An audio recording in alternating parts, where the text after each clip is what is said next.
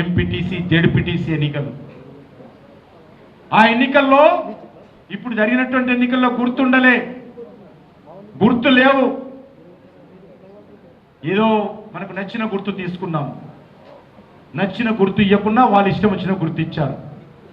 కానీ రేపు ఎప్పుడైతే వచ్చే 2 నెలల్లో 3 నెలల్లో ఎంపీటీసీ జెడ్పీటీసీ ఎన్నికలు ఏవైతే జరుగుతాయో నేను వేదిక మీద ఉన్నటువంటి నాయకులందరినీ కోరుతా ఉన్నాను.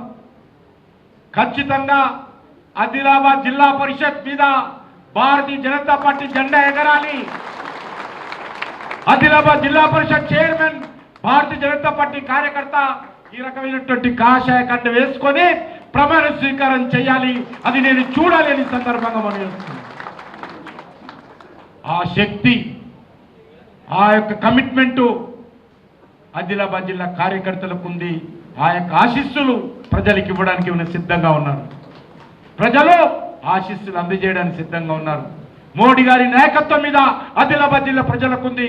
అందుకే నేను గత 4-5 నెలల క్రితమే నితిన్ గడ్కరీ గారిని తీసుకొచ్చి ఈ యొక్క జిల్లాలో అనేక రోడ్లకు సంబంధించినటువంటి ప్రారంభోత్సవం చేసినాం.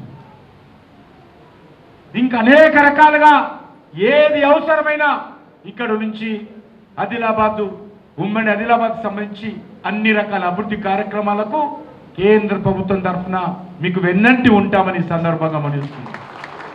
అందుకే జెడ్పీటీసీ ఎన్నికలు కానీ, ఎంపీటీసీ ఎన్నికలు కానీ, ఎంపీపీ ఎన్నికలు కానీ, జిల్లా పరిషత్ చైర్మన్ కానీ, మున్సిపల్ కౌన్సిలర్స్ కానీ, మున్సిపల్ చైర్మన్లు కానీ ఈ జిల్లాలో ఉమ్మడి ఆదిలాబాద్ జిల్లాలో ప్రజలందరూ కూడా భారతీయ జనతా పార్టీకి మీరు గత ఈ 6-7 సంవత్సరాలుగా ఏ రకంగా అయితే బీజేపీని ఆశీర్వదిస్తున్నారో ఈ ఎన్నికల్లో కూడా భారతీయ జనతా పార్టీని ఆశీర్వదించాలని ఆదిలాబాద్ జిల్లా ప్రజానీకాన్ని కోరుకుంటూ కార్యకర్తలందరూ కూడా అంకిత భావంతో కలిసిమెలిసి చిన్న సమస్యలను పక్క పెట్టి పనిచేయాలి. సర్పంచులను కోరుతా ఉన్నాను, నీతి నిజాయితీతో పనిచేద్దాం. గ్రామ అభివృద్ధి కోసం పనిచేద్దాం. గ్రామ ప్రజల అభిమానం ఏదైతే మీకు ఆశీస్సులు ఓటేశారో ఇప్పుడు వచ్చిన ఓట్ల కంటే వచ్చేటువంటి మీరు మళ్ళీ సర్పంచ్గా పోటీ చేయాలన్నా, మన పార్టీ అభ్యర్థి గ్రామంలో పోటీ చేయాలన్నా డబల్ ఓట్లు రావాలి. మనం అంత కమిట్మెంట్తో గ్రామాలలో వార్డు మెంబర్స్గా కానీ, ఉప సర్పంచులు కానీ, సర్పంచులు కానీ కేసీఆర్ తెలంగాణని ముంచిపోయారు అన్నారు కేంద్ర మంత్రి కిషన్ రెడ్డి. తెలంగాణ ప్రజలు తన కుటుంబానికి బానిసలుగా ఉండాలని భావించారు.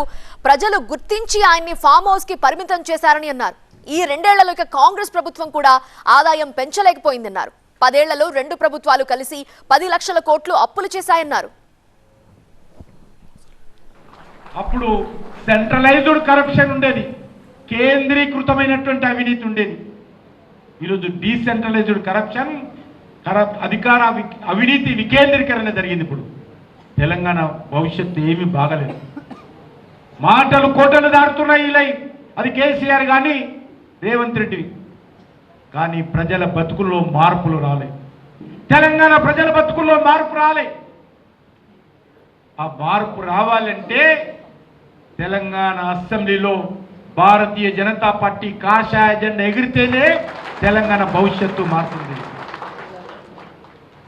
తెలంగాణ ప్రజల జీవితాలలో వెలుగు రావాలి అంటే నరేంద్ర మోడీ గారి నాయకత్వంలో తెలంగాణలో కూడా డబుల్ ఇంజన్ సర్కార్ వస్తేనే ఈ కష్టాల నుంచి బయటపడతాం.